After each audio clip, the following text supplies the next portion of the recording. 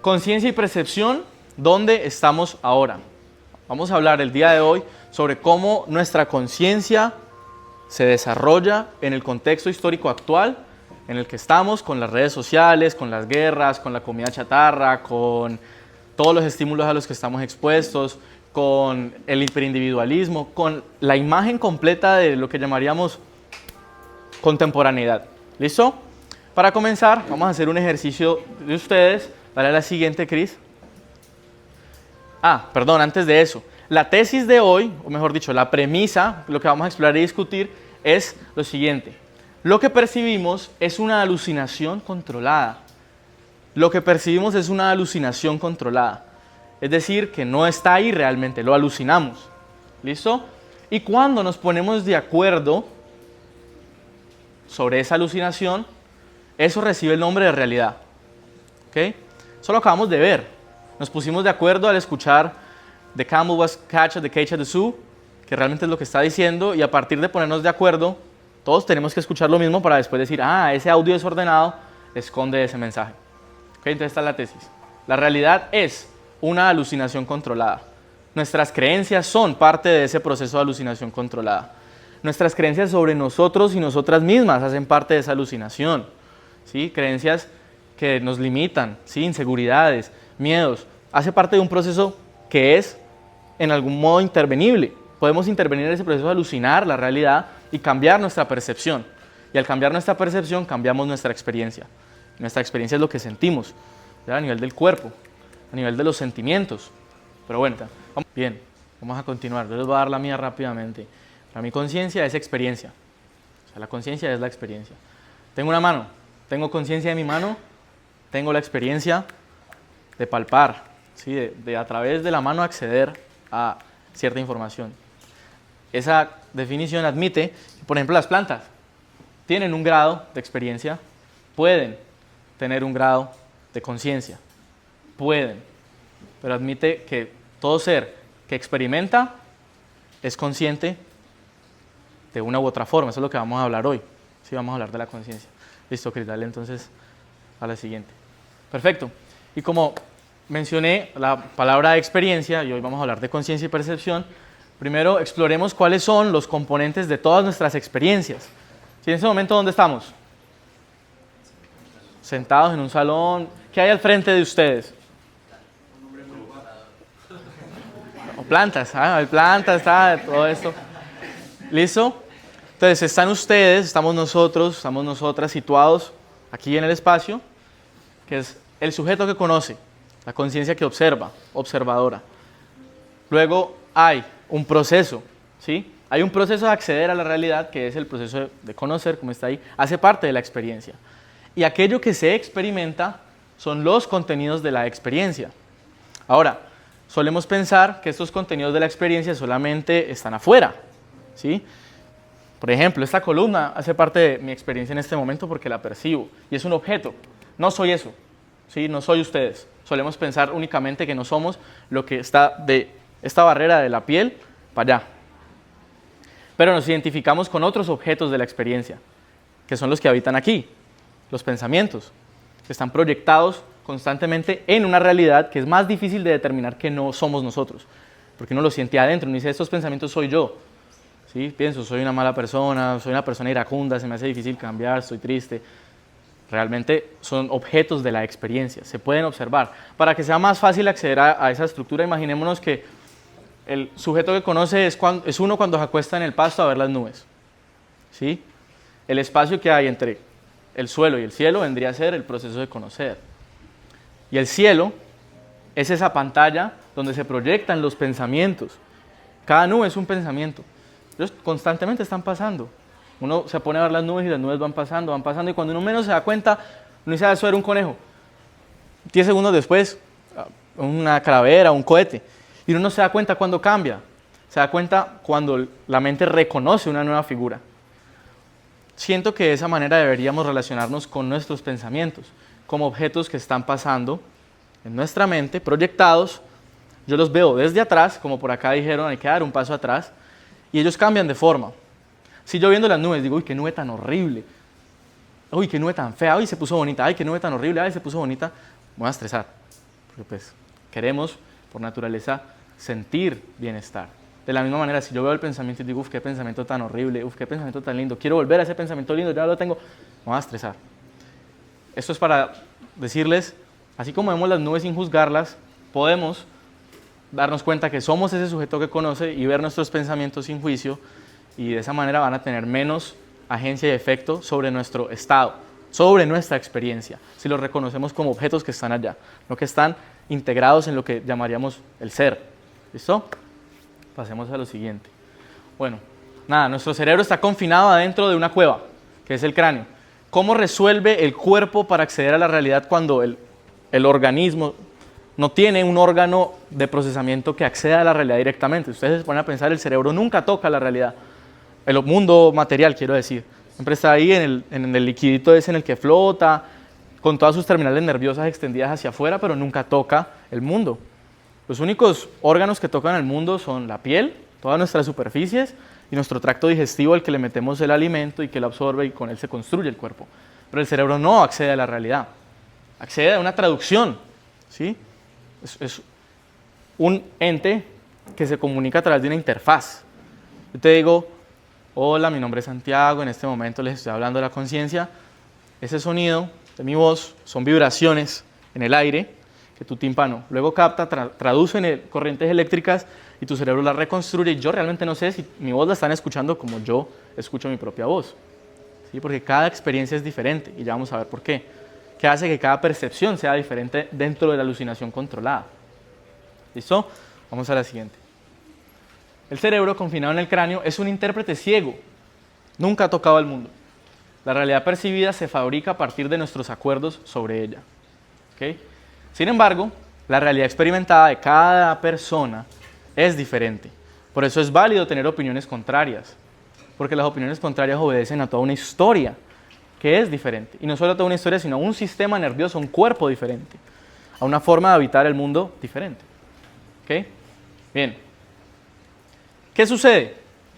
Que nuestras decisiones, nuestra capacidad de decir, a mí me gusta el rojo, a mí me gusta el azul, hoy me quiero poner esta camiseta, hoy quiero estudiar esto, hoy quiero empezar a trabajar, nuestras decisiones trascendentales o nimias o irrelevantes son posibles únicamente a través de los contenidos de nuestra experiencia, ¿sí? Con lo que se construyen nuestras decisiones es con lo que conocemos. Entonces es muy importante ser críticos frente a qué estamos conociendo, cuáles son los contenidos de nuestra experiencia. ¿Listo? Porque ahí se fabrican nuestras decisiones. El punto de partida para tomar una decisión y tener voluntad es lo que está aquí, ¿sí? Si yo no soy quien determina qué entra en mi mente, entonces estoy siendo determinado por un tercero, ¿bien? Por quien pone contenidos en mi experiencia. Entonces vamos a lo siguiente. Es básicamente eso. ¿Cómo determino cuáles son los contenidos de mi experiencia? A través de la atención. La atención es como una linterna y la apuntamos a la realidad, que es un cuarto oscuro. ¿Listo? Ese cuarto oscuro hoy en día ya no es predecible. Ese cuarto oscuro hoy en día lo construyen otras personas, ¿sí? Las redes sociales construyen la realidad. Entonces vos pones tu linterna en un sitio y no sabes dónde estás alumbrando. Obvio, tus contenidos de experiencia no son determinados por vos ahora. Al menos en ese contexto de las redes sociales, al menos en el contexto de este flujo interminable de mensajes que nos llegan a través de las redes sociales y los medios de comunicación masiva. Entonces, según cómo yo trabaje mi atención, si la entreno, si hago que esa linterna sea cada vez más potente, tenga más watts, ayer Chris me decía eso, alumbre con más potencia, voy a poder dirigirla de mejor forma y voy a poder delimitar mejor el contorno de lo que estoy observando y de mis contenidos de la experiencia, es decir, de mi experiencia, de mi estado de ánimo. ¿Ok? Vamos a la siguiente, Chris. De tal forma que si no somos capaces de elegir los contenidos de la conciencia, son otros quienes toman las decisiones por nosotros. Sin entrenar nuestra atención, somos máquinas. ¿Sí? Somos input-output, como un chat GPT. Input-output. Hay quien dice que la forma en la que metaforizamos la realidad del hoy, o sea, la forma en la que en el discurso se escuchan metáforas corresponde con la vanguardia tecnológica. Es decir, en el momento en el que se inventaron las máquinas de vapor, la máquina de vapor, la presión, la tensión, era la metáfora para hablar del estado de ánimo y los pensamientos. Hoy en día la inteligencia artificial, entonces vamos a hablar en términos de las metáforas asociadas a la IA. Si somos máquinas, input-output, si no entrenamos nuestra atención. Vamos al siguiente. Ahora, tiene un concepto muy importante. Y es que, por aquí alguien decía que la realidad, que la conciencia era una forma de acceder sin filtro a la realidad. Vamos a darnos cuenta de que puede no ser así, de que realmente puede haber un filtro enorme, denso, pagorroso, que no nos deja acceder a la realidad. Las corrientes eléctricas de las que hablamos se interpretan a través de lo que llamamos la capa de invisibilidad. ¿Sí? ¿Qué me quiere decir qué hace la capa de invisibilidad? ¿Qué cree que hace la capa de invisibilidad en nuestras vidas?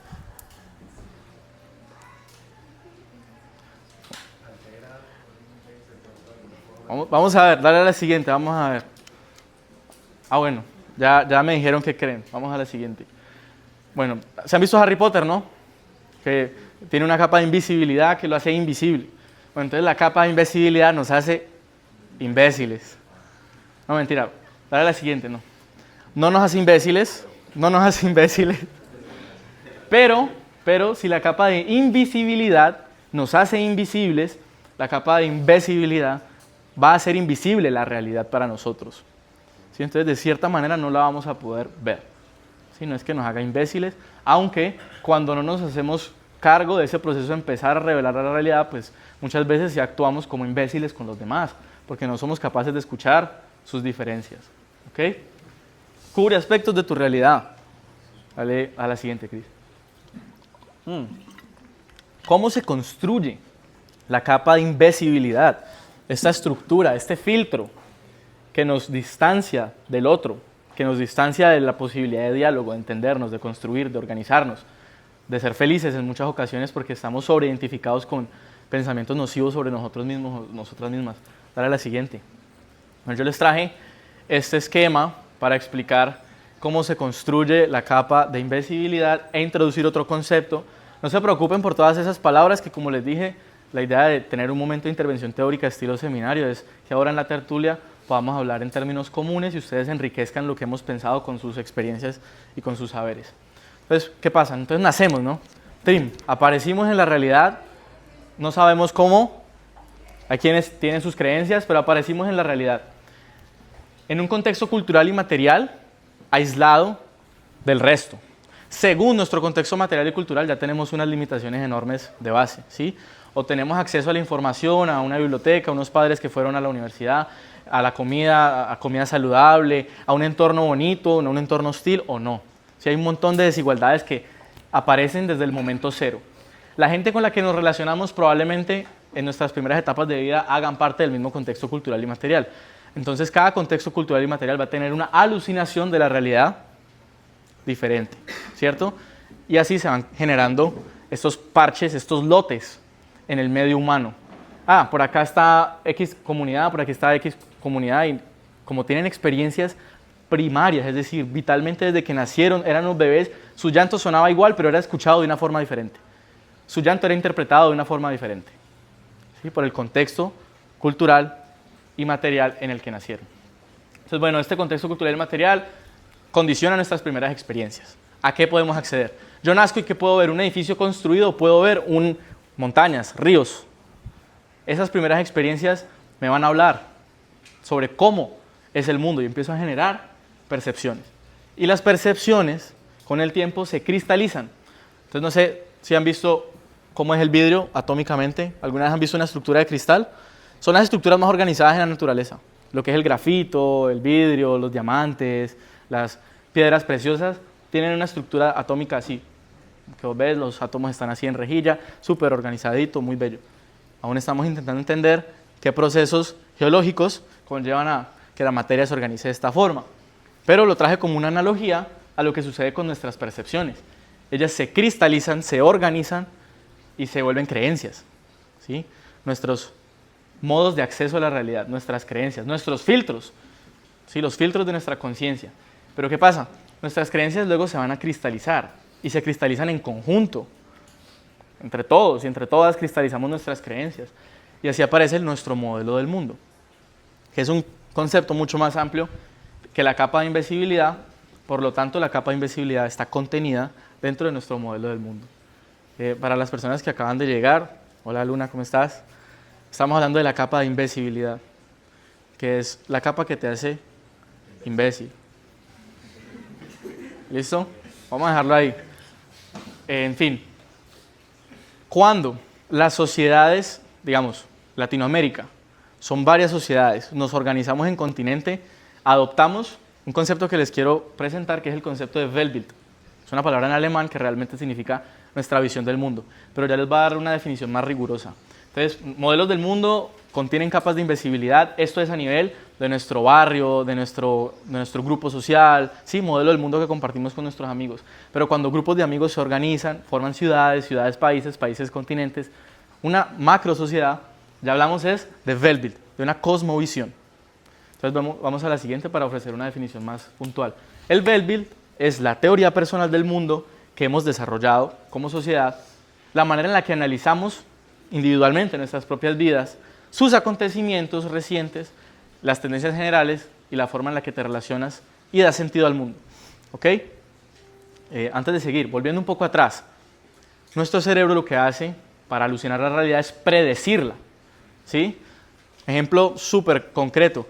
Cuando uno estaba chiquito y era de noche y veía una sombra y en vez de ver a la pila de ropa, uno veía algo que le daba miedo, no sé, un monstruo, una persona o cosas así. ¿Sí? Nuestro cerebro, al no tener suficiente información del mundo, no he visto suficientes veces la pila de ropa, entonces voy a empezar a ver en la pila de ropa lo que es más cercano, que es las personas, que son de nuestras primeras percepciones. Entonces el cerebro predice, esa pila de ropa es una persona, entonces veo la pila de ropa, veo la persona. Y así es como realmente suceden las alucinaciones cuando, bueno, consumimos algo o estamos con fiebres muy altas. En general, se altera ese mecanismo de predecir la realidad y se predicen hechos que no existen allí. Hay un experimento muy interesante de uno de los neurocientíficos que traje en la bibliografía para este ejercicio de hoy, que se llama Anil Seth. Él desarrolló junto con su equipo en San Francisco un modelo de inteligencia artificial que trataba de demostrar cómo funcionaba la percepción. Entonces el modelo de IA era un modelo de visión, entonces era una cámara que veía la realidad según ciertas categorías previas. Entonces veía la columna y predecía columna, veía las plantas y predecía planta, entonces aparecía qué porcentaje de probabilidad había de que eso que estaba viendo fuese una planta o una columna. Pero luego le alteraron el mecanismo de predicción y le pusieron a generar a partir de las predicciones imágenes. ¿Me hago entender? Como ve esta pared y en los ladrillos, en vez de ver ladrillos, ve perros. Entonces maximiza las características de la imagen, como los píxeles, los contornos, para que aparezcan perros allí. Y pusieron una inteligencia artificial a alucinar. Eso es re loco. Pero a partir de ese ejercicio mostró que nuestra percepción puede funcionar de la misma manera. ¿Okay?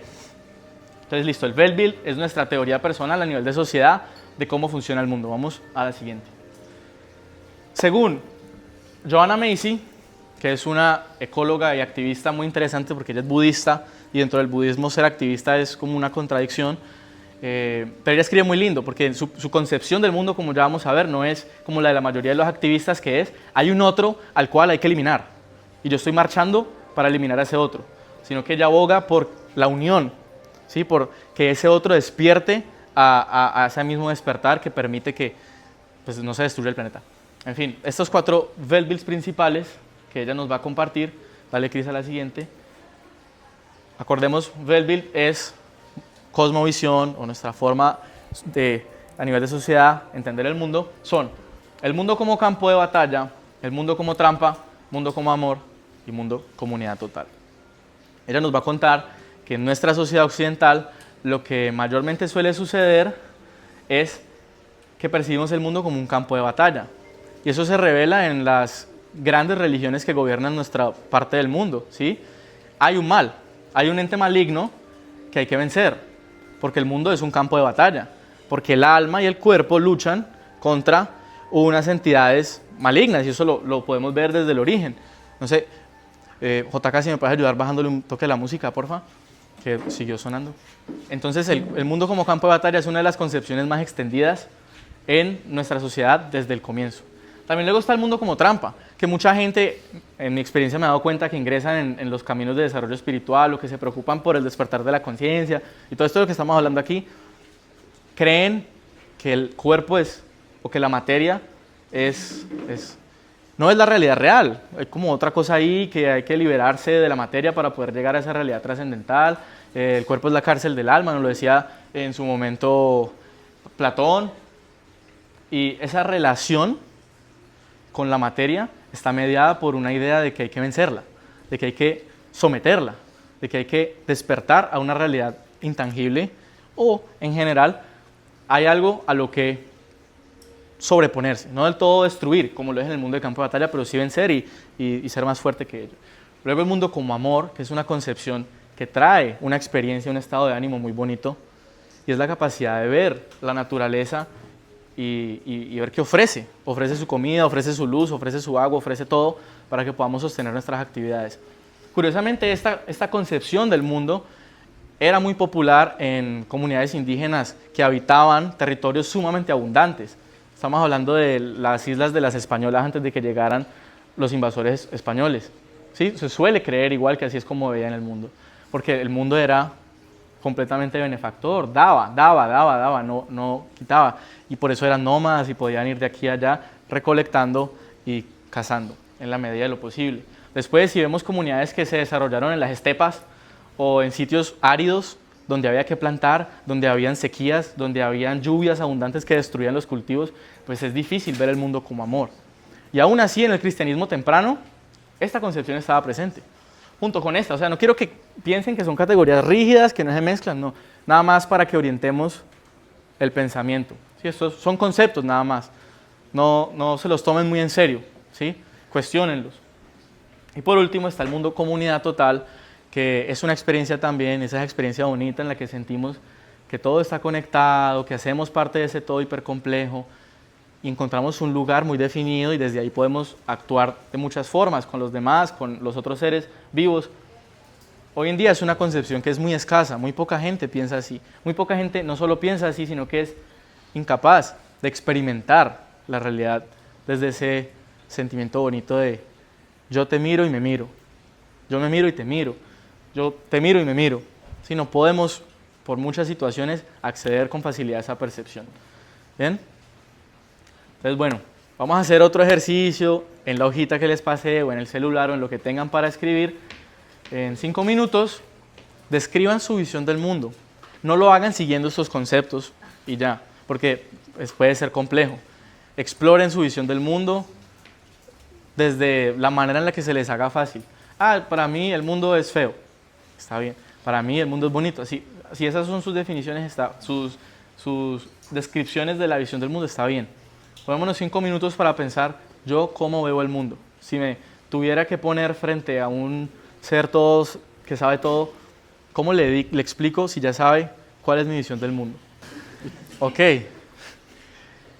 Hablamos ya de la capa de invisibilidad, de la percepción como el elemento principal de la capa de invisibilidad y de cómo nuestra atención es lo que nos provee ciertas percepciones.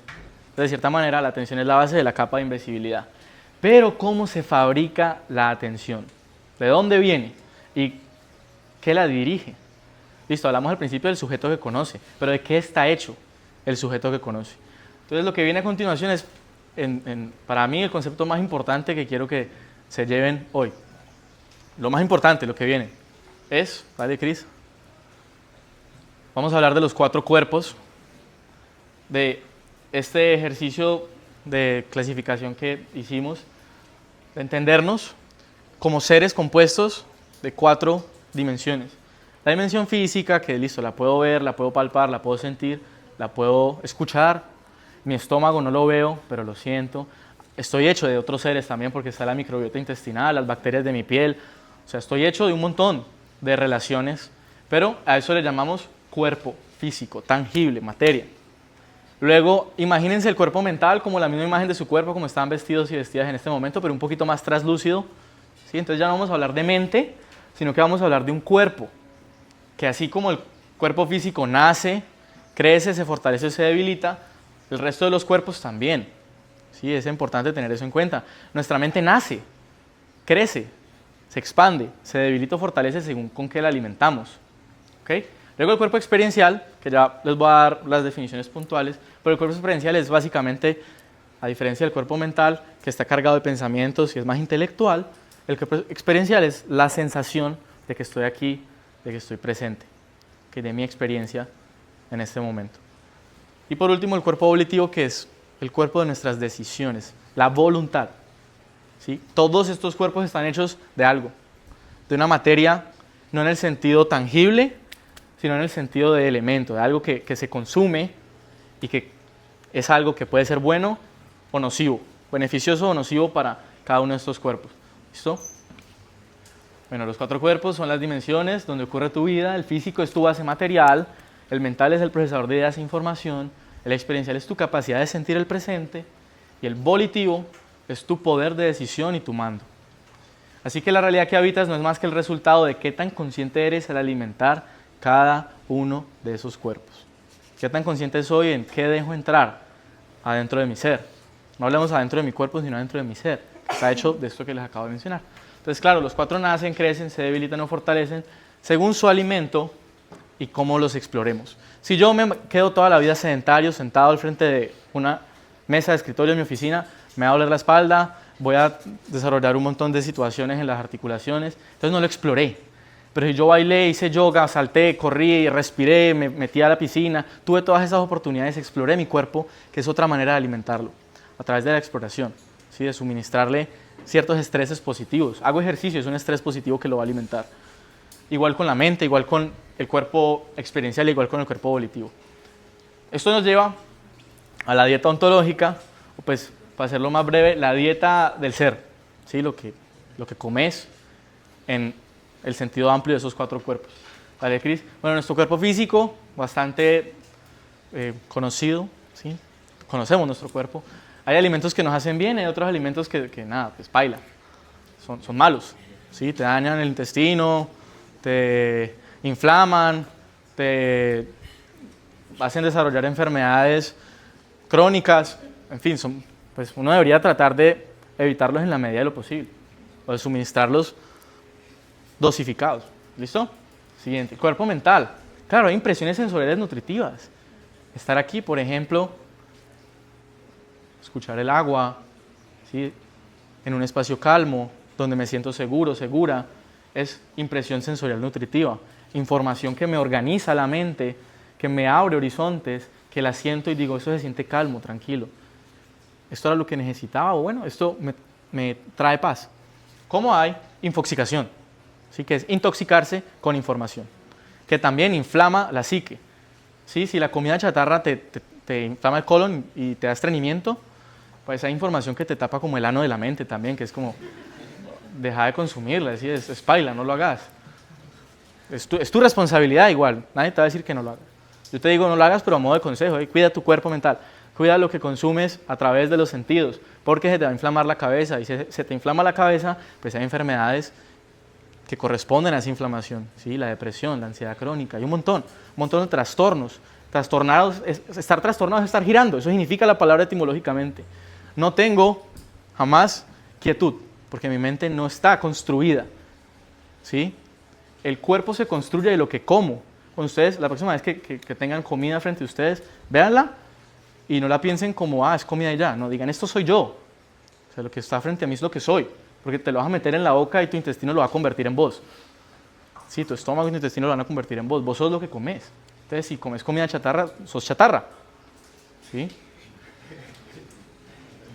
Ahora, vuelvo y les digo, es en la medida de lo posible. Hay un montón de situaciones que tenemos que contemplar. Hay gente que no tiene cómo acceder a buen alimento. Pero eso es lo que nos queremos cuestionar aquí también. Cómo a nivel estructural estos 4 cuerpos se ven afectados. Y cómo yo, a nivel estructural, puedo empezar a tener actos colectivos que marquen diferencias, ¿sí? Entonces no lo digo así como contundente para que suene chistoso, sino, sí, tristemente, así es la realidad y nosotros que estamos aquí probablemente podamos tomar otras decisiones frente a lo que consumimos. ¿Vale, Cris? Entonces, bueno, el cuerpo experiencial se construye a partir de habitar el presente. Cuando soy capaz de estar aquí, estoy nutriéndolo. Cuando estoy disociado o disociada, pues no lo nutro, ¿sí? Estoy de nuevo inflamando ese cuerpo, ¿sí? Le estoy haciendo un daño. Por último, cuerpo volitivo se alimenta de decisiones conscientes que sé que tomé yo, que dije, hoy me voy a despertar a las 5 de la mañana y me despierto y digo, lo hice yo, a partir de voluntad. No, estaba viendo Instagram, me apareció el anuncio de Temu de Shane y me antojé. Entonces uno dice, uy, me antojé, pero me antojé, no me antojé, me antojaron. ¿Sí? Me antojaron. ¿Ok? Entonces eso es lo que llamaríamos decisiones por inercia. Uy, lo voy a comprar, pucha, me gasté la plata del almuerzo de mañana. Eso pasa, a todos nos sucede. A todos nos sucede con diferentes objetos, con diferentes situaciones. Entonces vamos a hacer un último ejercicio con base en este bloque conceptual y ya con esto cerramos y hacemos el break. Y es que en la hoja que les pasé o en el celular o en lo que quieran, exploren su dieta del ser, su dieta ontológica, ¿sí? Exploren lo que consumen, qué tan conscientes son del alimento físico, ¿sí? La comida que consumen, qué tan conscientes son de la información que consumen, qué tan conscientes son de estar en el presente o qué tan disociados o disociadas se pasan y qué tan conscientes son de las decisiones que toman, es decir, de cuando registran, yo hice esto porque lo quise realmente y cuando hice algo porque me lo pusieron ahí en el ojo de la conciencia y yo seguí ese hilo. La calidad del alimento de cualquiera de los cuerpos condiciona la sensibilidad de los demás. Están interconectados y son interdependientes. Si yo como toda la semana McDonald's o comida chatarra, voy a tener ruido en el estómago, que me va a generar ruido en la mente, que me va a generar estar disociado, que a su vez va a hacer que las decisiones que tome sean por inercia.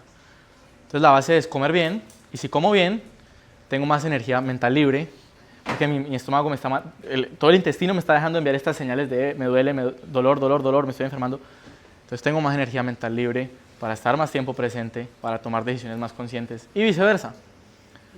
Por el otro lado, si hago el esfuerzo de tomar decisiones conscientes, voy a poder frenar los antojos que tengo por comerme esa hamburguesa, por comerme esa salchipapa, que vuelvo y digo, en la medida de lo posible. Pero como alimentamos cualquiera de los cuerpos, va a afectar todo el sistema, ¿sí? Porque somos un conjunto de relaciones, ¿sí? No somos aislados, somos un conjunto de relaciones internas. Bueno, dale a la siguiente. Entonces, nuestras oportunidades de acción están condicionadas por la clase de alimentos que consumimos y, dale Cris, para terminar, ¿cuál es, desde nuestra filosofía, desde el proyecto de poesismo, el paso a seguir, el paso a dar para poder intervenir en la inercia que gobierna nuestras vidas? Es hacer ejercicios de autoconocimiento, porque conocerse uno mismo radica en ser crítico con lo que consumo, es decir, crítico con lo que me fabrico, de lo que estoy hecho. Soy crítico, es decir, pienso sobre lo que pienso. Por acá, cuando hablábamos de la definición de conciencia, se trajo esa definición. Pienso sobre lo que pienso sobre lo que consumo y pienso sobre lo que produzco, sobre lo que digo, sobre lo que creo. De esa manera me conozco mejor y ese es el taladro de la capa de invisibilidad que para muchos y muchas personas, para uno, es una cosa así regruesa de concreto que estamos en el proceso de hacer más diluida. ¿Sí? Entonces es un ciclo igual, porque la capa de invisibilidad, de eso que hablábamos, ese filtro de la realidad impide que nos conozcamos a nosotros mismos, lo que impide que el autoconocimiento, y es retroalimentación constante, pero podemos intervenir en algún punto del proceso haciendo ejercicios como al que asistimos el día de hoy.